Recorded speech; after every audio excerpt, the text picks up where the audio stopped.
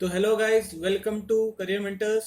और आज हम कंटिन्यू करेंगे chemical properties of haloalkanes जो हमने प्रीवियस क्लास में देखी थी। ठीक है। देखिए, आपको अगर याद होगा, प्रीवियस क्लास में हमने थोड़े से टॉपिक किए थे कि केमिकल प्रॉपर्टीज में हमने जो पहली प्रॉपर्टी हम देख रहे थे वो थी हमारे पास S N reactions. S N reactions मतलब क्या था बेटा? Nucleophilic substitution reactions. Nucleophilic substitution reactions ये हम कल देख रहे थे, अगर आपको याद हो। और हमने यहाँ पे क्या नोटिस किया था, अगर आपको पता हो चले, कि इसमें क्या होता है, एल्काइल हैलाइड के पास कौन आता है? एल्काइल हैलाइड की रिएक्शन अगर हम किसी न्यूक्लियोफाइल के साथ कराएं, एल्काइल हैलाइड की रिएक्शन किसी न्यूक्लियोफाइल के साथ कराएं, तो न्यूक्लियोफाइल एल्काइल हैलाइड को सब्सटीट्यूट कर देता है और उसकी जगह खुद आ जाता है।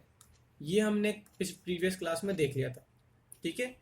इसी के अलावा हमने क्या क्या देखा था? हमने देखा था दो टाइप की रिएक्शंस होती है न्यूक्लियोफिलिक सब्सटीट्यूशन। एक होती है SN1 रिएक्शन, याद करो, और एक होती है बच्चा SN2 रिएक्शन।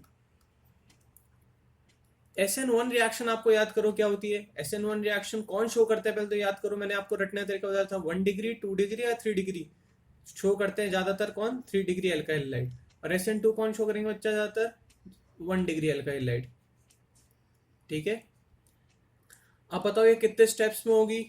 SN1 है तो कितने स्टेप्स में होगी? जिसमें 1 है वो कितने स्टेप्स में होगी, याद करो? 2 स्टेप्स में होगी। और ये कितने स्टेप्स में थी, याद करो? ये थी 1 स्टेप में। एस एन वन में क्या होता था, याद करो? 2 स्टेप में क्या क्या होता था? पहले स्टेप में होता था formation of carbocation. Formation of carbocation पहले स्टेप में क्या होता था? एल्काइल कार्बोकैटायन बनता था, याद करो। और फिर सेकंड स्टेप में क्या होता था, याद करो? Attack of nucleophile. तो अटैक ऑफ न्यूक्लियोफाइल होता था सेकंड स्टेप में, याद करो। ठीक है। इसमें एक ही स्टेप होती थी। ठीक है, एक ही स्टेप होती थी। और बीच में कौन सी स्टेट बनती थी, याद करो? Transition state. ट्रांजिशन स्टेट का मतलब क्या होगा, बताओ? ट्रांजिशन स्टेट का मतलब वो होगा जब क्या हो गया, न्यूक्लियोफाइल तो जा रहा होगा, सॉरी, न्यूक्लियोफाइल तो आ रहा होगा और हेलोजन ग्रुप जा रहा होगा। और मेरे को बताओ, इसको SN1 क्यों कहते हैं? SN1 रिएक्शन को ये 1 क्या सिंबलाइज करता है कि इसकी मॉलिक्युलैरिटी कितनी होगी? मॉलिक्युलैरिटी कितनी होगी? 1। ऑर्डर कितना होगा? 1। वेयर एज इसकी मॉलिक्युलैरिटी कितनी होगी? 2। ऑर्डर कितना होगा? 2। हमने साथ ही साथ रेट ऑफ रिएक्शन भी समझने की कोशिश की थी कि रेट ऑफ रिएक्शन क्या होता है, याद करो। और हमने ये भी देखा था कि रेट ऑफ रिएक्शन निकालते कैसे हैं। ठीक ठीक है। तो रेट ऑफ रिएक्शन याद करो क्या होता था? वो होता था आपका product of concentration of reactant. जो रिएक्टेंट होता था उनकी कंसंट्रेशन के मल्टीप्लीकेशन के बराबर होता था।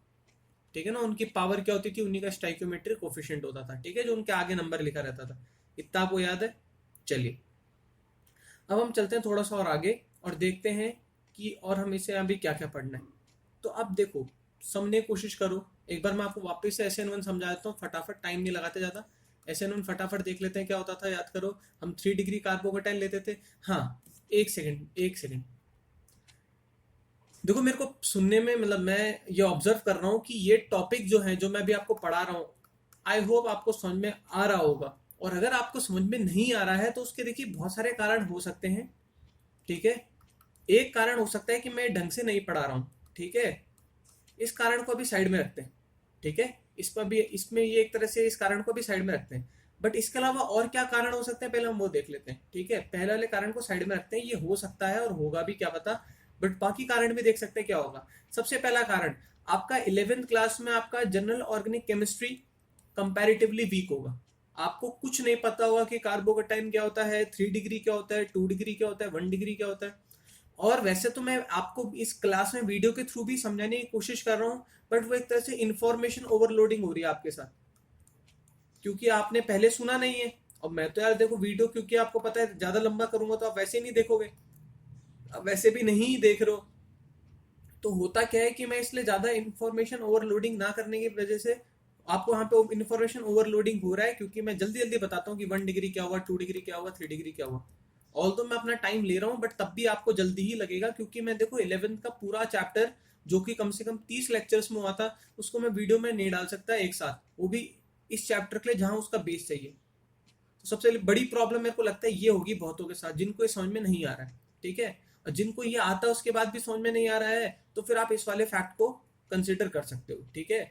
बट मैं सच बताऊं तो मेन जो प्रॉब्लम आ रही हो रही है वो आपकी 11th वाली हो रही है। और बच्चों, ये प्रॉब्लम होगी। और वीडियोस में मेरे को ये सॉल्व करने में थोड़ी दिक्कत इसलिए हो सकती है क्योंकि मैं आपसे वन ऑन वन इंटरेक्शन नहीं कर सकता। क्लासेस में क्या होता है, अगर आप कहीं अटकते हो तो मैं आपसे पूछ लेता हूँ कि बेटा कहाँ प्रॉब्लम आ रही है, क्या 1 डिग्री समझाऊं 2 डिग्री समझाऊं। जहां मेरा 1-on-1 इंटरेक्शन नहीं होता तो मैं ये अंडरस्टूड मतलब ये समझते हुए चलता हूँ कि आपको ये आता ही होगा। और यही सबसे बड़ी प्रॉब्लम हो रही है अगर आपको ये चैप्टर समझ में नहीं आ रहा है तो थोड़ा सा कोशिश करें कि आप एटलीस्ट थोड़ा बहुत कार्बोकटाइन carb A9 1 degree 2 degree 3 degree primary secondary tertiary at least इतना तो आपको पता होना ही चाहिए। ठीक है, क्योंकि प्रॉब्लम ये होगी फिर यार ये तो हर चैप्टर में आएगा। ठीक है, अब मेरे पास ये ऑप्शन रह गया कि मेरे को ये चैप्टर चालू करना पड़ा, नहीं तो मैं पहले आपका सॉल्यूशन सॉलिड स्टेट चालू करता, फिर सॉल्यूशन चालू करता, फिर इलेक्ट्रोकेमिस्ट्री चालू करता और फिर केमिकल काइनेटिक्स चालू करता, उसके बाद मैं हेलो एलिकेन्स में आता। बट कुछ स्किल्स में हेलो एलिकेन्स चल रहा था, बच्चों की डिमांड थी कि हेलो एलिकेन्स कराओ, दैट्स व्हाई मैंने हेलो एलिकेन्स कराया। बट मेरे को तो नहीं लगता कि अभी आपके मतलब इस स्क्रीन पे ढंग से समझ में आएगा अगर आपको जीओसी आपने नहीं पढ़ा तो। अब इसका मतलब ये नहीं है कि आप ये वीडियो देखना बंद कर दें। ठीक है, वीडियो देखेंगे तो एटलीस्ट 50% तो घुसेगी बात, वीडियो नहीं देखेंगे तो 0% घुसेगी। तो मैं आपको ये सजेस्ट करता हूँ कि कोशिश करें कि नेक्स्ट टाइम जब वीडियो देख के आए तो उससे पहले थोड़ा ये 1 degree 2 degree 3 degree कार्बोकटाइन कार्बेनाइन plus I effect ये थोड़ा थोड़ा समझने की कोशिश करें। ठीक है, सो डैट आपको अच्छा लगे। बाकी किसी को अगर प्रॉब्लम आ रही हो, किसी ने पढ़ा ना हो, तो मैं तो आपको बोल ही रहा हूँ, सबसे पहले 2 काम आपको करने हैं जो आपको भूलना नहीं है। पहले तो फेसबुक पे फटाफट जाएं और फेसबुक पे करियर मेंटर्स का पेज लाइक कर दें। ठीक है,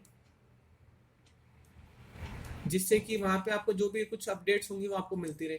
साथ ही साथ दूसरा काम क्या करें आप, दूसरा काम अगर आपको कोई प्रॉब्लम आ रही है तो मेरा नंबर है 8559875524। इस पे व्हाट्सएप करें, ध्यान रखें व्हाट्सएप कीजिए, कॉल करना थोड़ा जब तक मैं बोलूँ ना तब तक कॉल ना करें, कोशिश करें व्हाट्सएप करें। ठीक है, तो आप इनमें व्हाट्सएप करोगे तो मैं आपको आपकी प्रॉब्लम्स का सोल्यूशन दूंगा ही दूंगा। ठीक है, तो ये सबसे इंपॉर्टेंट फैक्ट्स हैं, इनको आप थोड़ा सा क्लियर करें, क्योंकि अगर आपको plus I effect 1 degree 2 degree 3 degree ये सब नहीं पता है तो देखो सच बताऊं प्रॉब्लम बढ़ सकती है। ठीक है, पर्सनल क्लासेस हो या फिर आप समझो कि फेस टू फेस क्लासेस हो, फिजिकल क्लासेस हो, तो वो आसान है मेरे लिए। बट वीडियो में मेरे लिए समझाना थोड़ा मुश्किल हो सकता है, क्योंकि या तो फिर मैं वो वीडियो का नाम ही फिर प्लस आई इफेक्ट रख दूं, क्योंकि वो कम से कम आधा घंटा तो लेगा ही लेगा। ठीक है, चलिए तो अब हम चलते हैं आगे। चलो कोई बात नहीं, हम देखते हैं फटाफट। तो हम एक बार फटाफट देखते हैं SN1 में क्या हुआ था। SN1 रिएक्शन आपको याद ही होगा। SN1 में पहले देखो मैंने 3 डिग्री लिया था। 3 डिग्री मतलब मैंने बताए रखा है क्या, ऐसा कोई भी एल्काइल हाइड जिसमें जो कार्बन है वो कितने कार्बन से अटैच है, वो 3 डिग्री से अटैच है। देखो ये वाला कार्बन कितनों से अटैच है, 1 कार्बन 2 कार्बन 3 कार्बन से, इसलिए 3 डिग्री कहलाएगा। ठीक है, तो पहले स्टेप में क्या होता है याद करो, ये स्टेप नंबर 1 लिख रहा हूं मैं। तो बेटा स्टेप नंबर 1 में क्या हुआ था, हमने क्या किया था, पोलर प्रोटिक सॉल्वेंट लिया था। पोलर प्रोटिक सॉल्वेंट लिया था और बताओ क्या हुआ था, कार्बोकटाइन का फॉर्मेशन हुआ था, CH3 और ये पॉजिटिव और X नेगेटिव, यही हुआ था, पक्का याद है। और स्टेप नंबर 2 में क्या होता, अब क्या होगा, अटैक ऑफ न्यूक्लियोफाइल होगा। तो CH3 पॉजिटिव, इसमें अटैक करेगा X नेगेटिव, तो क्या बनेगा, sorry sorry sorry sorry X नहीं आएगा यहाँ पे, X नहीं आएगा, यहाँ पे आएगा NU नेगेटिव। तो क्या होगा बेटा, ये NU अटैक करेगा इस पे, तो बनेगा CH3 NU। ठीक है, इसमें से ये वाली स्टेप क्या होती है बेटा, फास्ट होती है, ये वाली स्टेप क्या होती है, स्लो होती है। स्लो होती है तो ये किसके लिए डिटरमाइन करती है, RDS। कुछ बच्चे सोच रहे होंगे मैं जल्दी बोल रहा हूँ, बट बेटा ये तो मेरा रिवीजन चल रहा है अभी। ठीक है, चलो अब आते हैं हम नेक्स्ट टॉपिक पे, क्योंकि बहुत इंपॉर्टेंट टॉपिक है, reactivity of halides towards SN1 reaction. Towards, पहले हम देखते हैं towards number 1 SN1 reaction. SN1 reaction में आपने क्या देखा कि कौन सा रिएक्शन ज्यादा करेगा, 3 डिग्री वाला जो कार्बोकटाइन है वो ज्यादा रिएक्शन करेगा, फिर 2 डिग्री सबसे सेकंड नंबर पे, 1 डिग्री सबसे कम। ये आप बात याद रखना, दिमाग में बैठा लेना, क्या सबसे ज्यादा जो रिएक्शन करेगा वो 3 डिग्री, देन 2 डिग्री और देन 1 डिग्री। ठीक है, ये बात समझ में आई है मैं क्या कहना चाह रहा हूँ।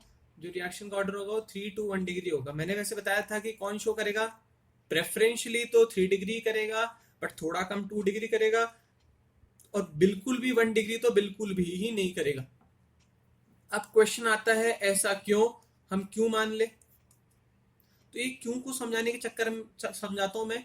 तो सबसे पहले इसको समझाने के लिए सबसे पहले मैं आपको फटाफट वापस से मैं याद कराऊंगा कि SN1 रिएक्शन की मैकेनिज्म क्या थी, कितने स्टेप में होती थी SN1 रिएक्शन बेटा, कितने स्टेप में, बोलो बोलो मुंह से बोलो, कितने स्टेप में होती थी, 2 स्टेप में होती थी। तो पहला स्टेप क्या था याद करो, फॉर्मेशन ऑफ कार्बोकैटायन। बस यही स्टेप है जो सबसे इंपॉर्टेंट स्टेप है। ये होता था RDS, याद करो, यही स्पीड डिटरमाइन करता था क्योंकि ये स्लो था। तो फॉर्मेशन ऑफ कार्बोकैटायन होता था, याद करो।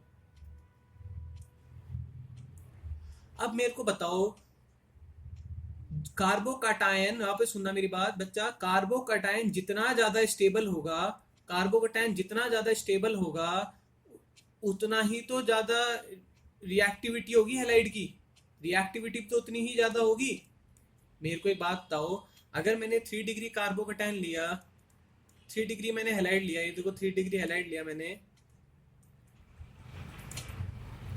और इसका पोलर प्रोटिक सॉल्वेंट से रिएक्शन कराई, तो क्या बना, CH3 C CH3 CH3 CH3, और यहाँ पे X नेगेटिव, ये बना।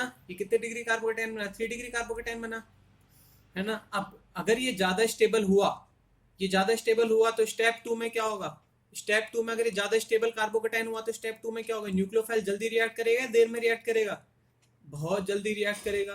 तो सबसे इंपॉर्टेंट बात ध्यान रखना, जितना जल्दी जितना स्टेबल ये कार्बोकैटायन होगा उतना जल्दी कौन रिएक्ट करेगा, न्यूक्लियोफाइल रिएक्ट करेगा। यहां तक बात क्लियर है। तो पॉइंट सबसे इंपॉर्टेंट बात क्या याद रखनी है आपको, जो स्टेबिलिटी ऑफ कार्बोकैटायन होती है, स्टेबिलिटी ऑफ कार्बोकैटायन है वो प्रोपोर्शनल है किससे, वो प्रोपोर्शनल है किससे, वो प्रोपोर्शनल है रिएक्टिविटी से। रिएक्टिविटी किसकी, रिएक्शन की, SN1 की तरफ, SN1 की तरफ। यहां तक मेरी बात समझ में आ रही है क्या, आ रही है, नहीं आ रही, आ रही है, ठीक है। तो अब सबसे इंपॉर्टेंट बात मेरे को बताओ, 3 डिग्री 2 डिग्री 1 डिग्री में सबसे ज्यादा स्टेबल कार्बोकैटायन कौन सा होता है, याद करो। ये मैंने बता रखा है 11th में, 3 डिग्री सबसे ज्यादा स्टेबल होता है। अब आप लोग सोचोगे हमें तो नहीं पता सर, हमने तो नहीं पढ़ा, तो मैं बता देता हूँ वापस से। पहले मैं तीनों कार्बोकैटायन बनाने की कोशिश करता हूँ, तीनों कार्बोकैटायन बनाने की कोशिश करता हूँ, फटाफट देखो फटाफट देखो। पहला कार्बोकैटायन है 1 डिग्री कार्बोकैटायन, पहले 3 डिग्री बनाते हैं। 3 डिग्री मतलब क्या होगा, 3 डिग्री का मतलब क्या होगा, कार्बोकैटायन मतलब क्या होता है, कार्बन पे पॉजिटिव चार्ज। 3 डिग्री मतलब क्या होगा, जिसपे पॉजिटिव चार्ज है वो कितने कार्बन से अटैच है, 1 1 2 3, तो इसलिए इसको क्या कहेंगे बेटा हम, 3 डिग्री कार्बोकैटायन। फिर एक 2 डिग्री बनाता हूं, आइसोप्रोपाइल, याद करो। अब फिर बताओ एक 1 डिग्री।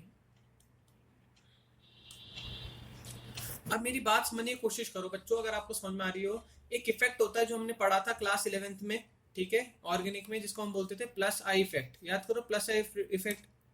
ऋतिक रोशन का डांस स्टेप होता था जिसमें plus I effect. Plus I effect क्या होता है, ध्यान रखना, जो मिथाइल ग्रुप होता है, मिथाइल ग्रुप मतलब ये CH3 ग्रुप जो होता है, इसके पास एक टेंडेंसी होती है कि इलेक्ट्रॉन को आगे की तरफ पुश करता है।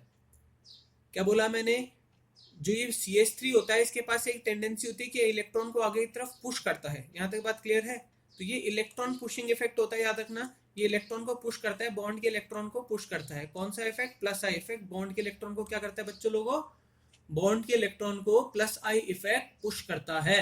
यहां तक बात क्लियर, बॉन्ड के इलेक्ट्रॉन को प्लस आई इफेक्ट क्या करता है, पुश करता है। अब मेरे को बात बताओ, किसमें CH3 ज्यादा है, 1 डिग्री 2 डिग्री या 3 डिग्री में। तो आप अगर नोटिस करो तो 3 डिग्री में सबसे ज्यादा है। तो 3 डिग्री में मेरे को तो पुशिंग वाले CH3 कितने हैं, कितनी तरफ से पुश करेगा, 1 2 3। अब क्योंकि तीनों तरफ से CH3 पुश कर रहा है ये सेंटर वाले कार्बन एटम पर, तो मेरे को एक सोच के बताओ एक बात, कि कार्बन पर इलेक्ट्रॉन डेंसिटी ज्यादा होगी या कम होगी। मेरे को एक बात बताओ, इस कार्बन के ऊपर कौन सा चार्ज है, पॉजिटिव चार्ज है, और CH3 क्या कर रहा है, इलेक्ट्रॉन को धक्के मार रहा है।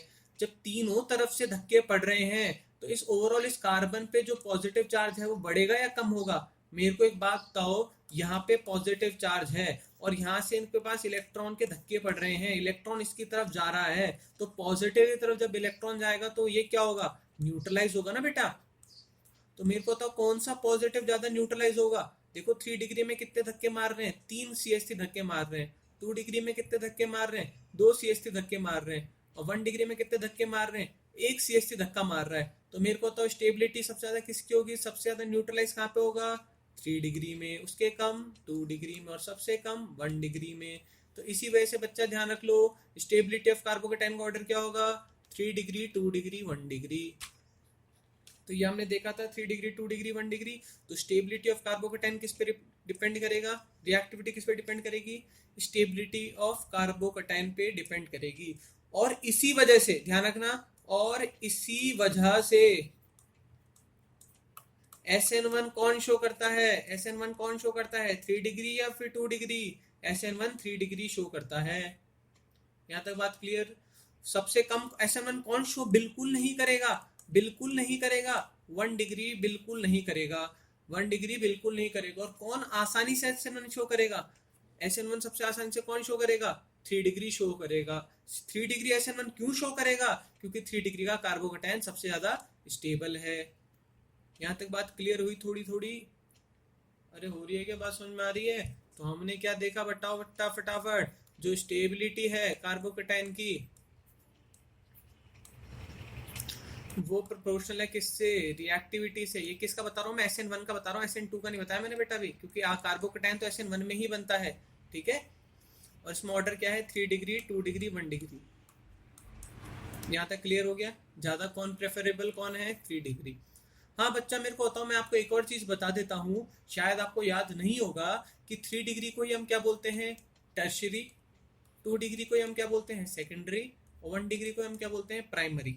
तो जिनको नहीं पता वो याद रख लो, 3 डिग्री को क्या बोलते हैं, टर्शियरी, 2 डिग्री को क्या बोलते हैं, सेकेंडरी, और 1 डिग्री को क्या बोलते हैं, प्राइमरी। यहाँ तक क्लियर हो गई मेरी बात, पक्का। चले क्या बेटा आगे, तो चलो फिर।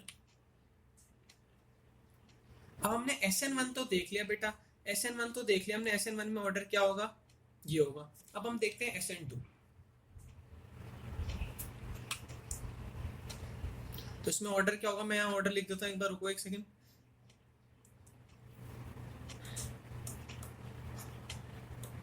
स्टेबिलिटी ऑफ कार्बोकेटायन,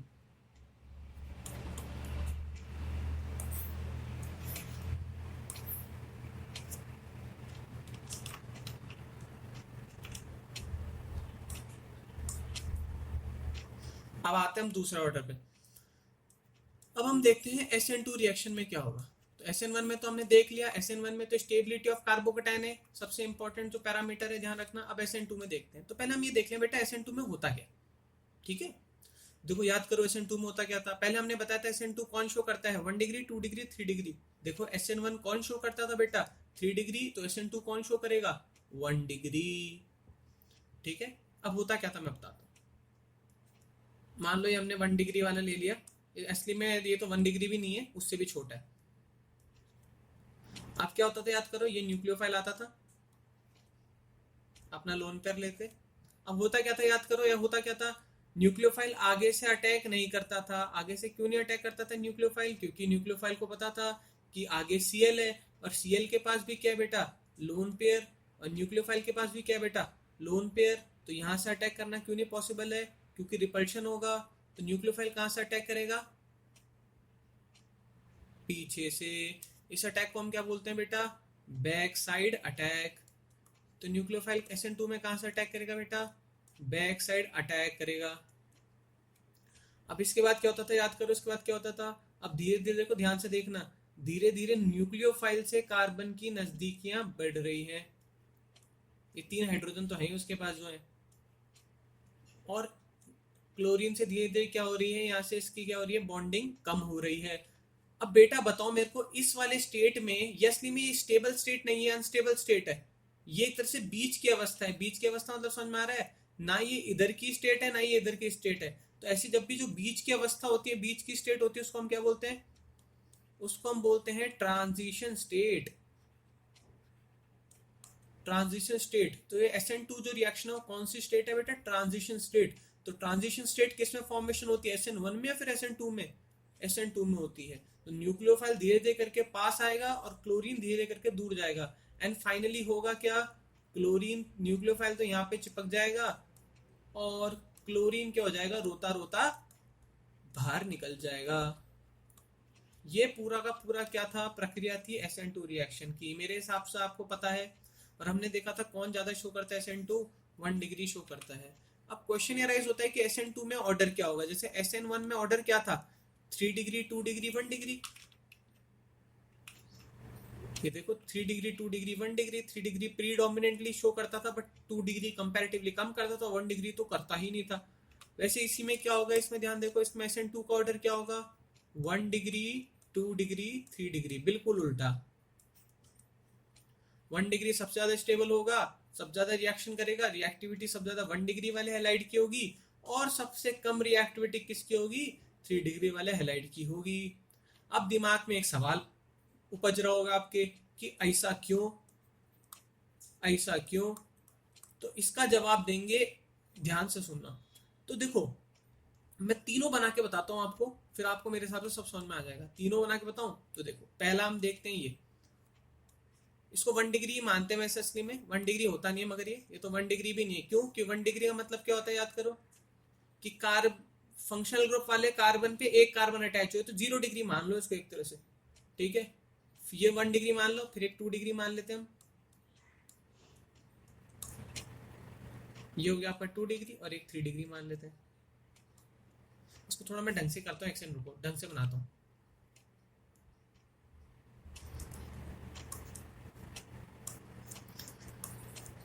ध्यान से देखो बेटा, सो मत, बहुत इंपॉर्टेंट है पढ़ाई। तुम्हें लग रहा होगा कि काम बन जाएगा,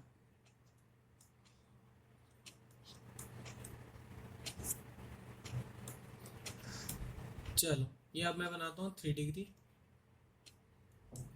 एक सेकेंड,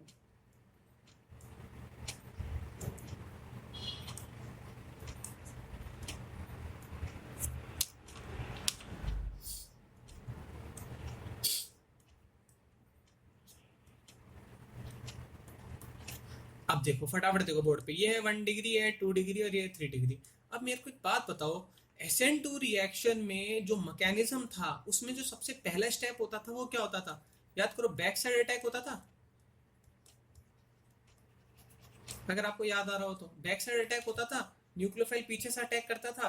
अब सोच के बताओ, अगर आपका दिमाग थोड़ा बहुत चल रहा हो तो न्यूक्लियोफाइल, मेरे को एक सोच के बताओ, न्यूक्लियोफाइल कहाँ पे बैक साइड अटैक आसानी से हो जाएगा। देखो हाइड्रोजन का एटम होता है बहुत ही छोटा, CH3 होता है थोड़ा बड़ा एटम।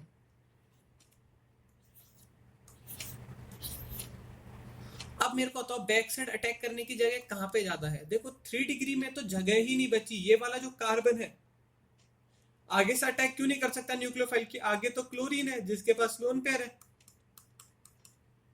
अब पीछे से अटैक करने में 3 डिग्री में क्या दिक्कत है, मेरे को बताओ, बीच में जगह ही नहीं है, न्यूक्लियोफाइल अटैक करे तो करे कहां से। वेरस 1 डिग्री में क्या है, छोटे छोटे हाइड्रोजन है, बीच में से जगह मिल जाएगी और क्या हो जाएगा, आराम से अटैक हो जाएगा। तो बैक साइड अटैक फेवरेबल कहां पर है, मेरे को बताओ बैक साइड अटैक कहां पर हो सकता है। SN2 में बैक साइड अटैक होता है ना, फेवरेबल कहां पे, 1 डिग्री में। और अनफेवरेबल बताओ मेरे को, बैक साइड अटैक कहां पे, सबसे अनफेवरेबल कहां पे, 3 डिग्री में। और आपको ये बात तो पता ही होगी कि SN2 में जो सबसे पहला जो प्रक्रिया होगी वो बैक साइड अटैक होगा। अब अनफेवरेबल 3 में है तो 3 बनेगा ही नहीं, और फेवरेबल 1 में है तो 1 बनेगा ही बनेगा। तो ऑर्डर ऑटोमेटिकली क्या हो जाएगा, 1 2 और 3।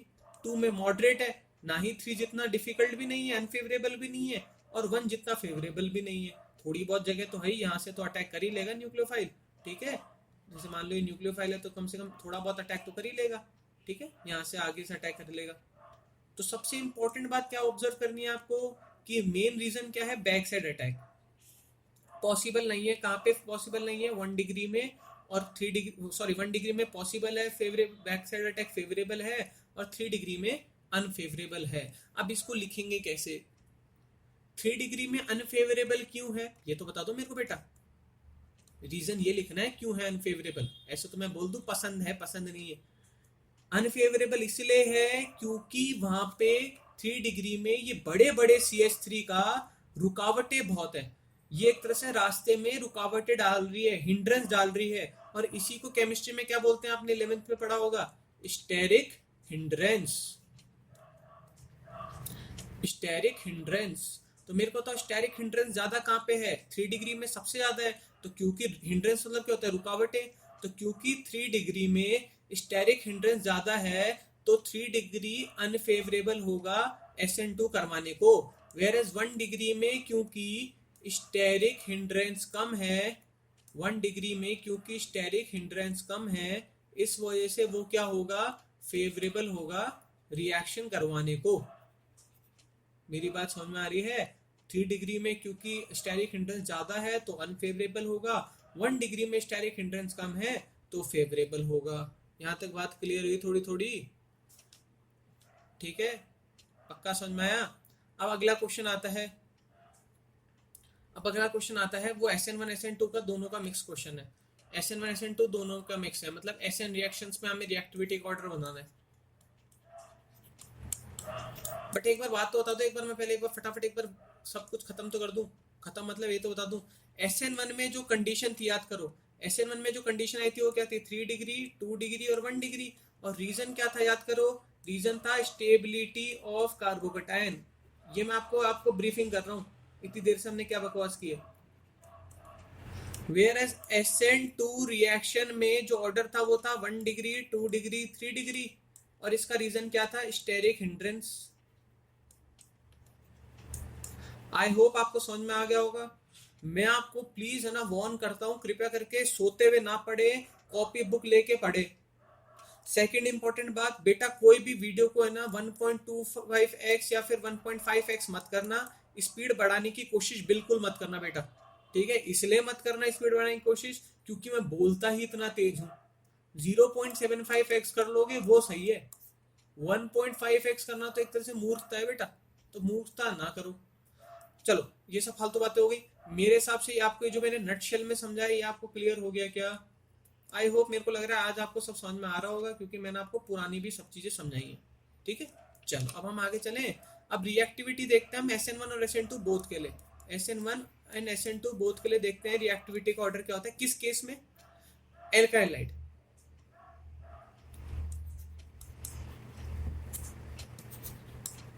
अब देखो मैं क्या बोलना चाह रहा हूँ, पहले आपको मैं लिख के बताता हूँ। आर सेम है, आर सेम है, आर मतलब या तो 1 डिग्री कार्बन होगा या 2 डिग्री कार्बन होगा या 3 डिग्री कार्बन होगा। ठीक है, आर सेम है।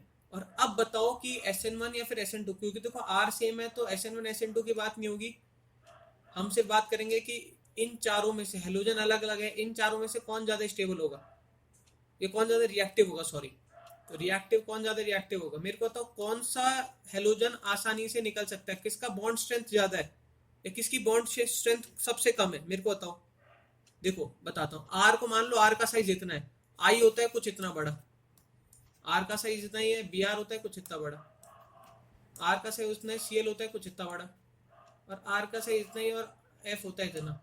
अब मेरे को एक बात तो, चारों में देखो बॉन्ड लेंथ किसकी ज्यादा है, RI की बॉन्ड लेंथ सबसे ज्यादा है। और मेरे को बताओ अगर बॉन्ड लेंथ ज्यादा होगी, अगर बॉन्ड लेंथ ज्यादा होगी तो बॉन्ड स्ट्रेंथ ज्यादा होगी या कम होगी। RI की लंबाई बड़ी है, एक तो लंबी डंडी तोड़नी है और एक छोटी डंडी तोड़नी है, थिकनेस दोनों की सेम है, थिकनेस दोनों की सेम है, तो तोड़ना मेरे को तो किसको आसान है, लंबी डंडी को तोड़ना आसान है ना। तो क्योंकि RI, याद सुनना मेरी बात, RI का बॉन्ड लेंथ ज्यादा है, वापस सुनना, RI का बॉन्ड लेंथ ज्यादा है तो उसको तोड़ना आसान है, तो उसकी बॉन्ड स्ट्रेंथ क्या हो जाएगी, कम हो जाएगी। और बॉन्ड स्ट्रेंथ कम हो जाएगी तो मेरे को तो जल्दी कौन टूटेगा, जल्दी टूटेगा RI, तो ज्यादा रिएक्टिव कौन होगा, RI। अब चाहे SN1 हो या SN2 हो, अगर हम R सेम रखें और कंपेयर करें तो RI क्या होगा, RI सबसे क्या होगा, ज्यादा रिएक्टिव होगा। इसका रीजन क्या है, इसका रीजन है आयोडीन का साइज बहुत ज्यादा है, साइज ज्यादा है तो मेरे को बताओ बॉन्ड लेंथ के बॉन्ड लेंथ क्या होगी, बॉन्ड लेंथ होगी ज्यादा, और बॉन्ड लेंथ ज्यादा होगी तो मेरे को बताओ फटाफट बॉन्ड स्ट्रेंथ क्या होगी, लंबी डंडी को तोड़ना आसान है मुश्किल है, बॉन्ड स्ट्रेंथ होगी कम। ठीक है, आयोडीन का साइज ज्यादा है इस वजह से, और फ्लोरीन का साइज है कम, तो बॉन्ड लेंथ क्या होगी, कम, तो बॉन्ड स्ट्रेंथ क्या होगी, ज्यादा, इसलिए इसकी रिएक्टिविटी भी क्या होगी, सॉरी रिएक्टिविटी क्या होगी इसकी, कम होगी, क्योंकि सॉरी हाँ रिएक्टिविटी होगी इसकी कम, क्योंकि बॉन्ड तोड़ना मुश्किल है। ठीक है, चलो अब हम चलते हैं आगे। अब हम आगे वैसे हम देखेंगे, नेक्स्ट वीडियो में हम देखेंगे स्टीरियोकेमिकल एस्पेक्ट। चलो एक चीज हम एक्स्ट्रा डिस्कस कर लेते हैं, एक क्वेश्चन है, क्वेश्चन डिस्कस कर लेते हैं। ठीक है, क्वेश्चन डिस्कस कर लेते हैं। आपके आपके नोट्स में भी दे रखा होगा क्वेश्चन, मैंने नोट्स में क्वेश्चन होगा। नोट्स आपको बताइए क्या करना है। पिछले वाले वीडियो में क्या होगा, इससे पिछले से पिछले वीडियो में क्या होगा, मैंने एक क्वेश्चन पोस्ट कर रखा था, वो क्वेश्चन वहां देख लेना। चलो क्वेश्चन में हम बाद में देखते हैं, आज के लिए हम इतने देखते हैं। ठीक है, फिर नेक्स्ट हम आएंगे, नेक्स्ट वीडियो में देखेंगे बाकी सब प्रोग्राम। ठीक है, तब तक के लिए खुश रहे, जय हिंद।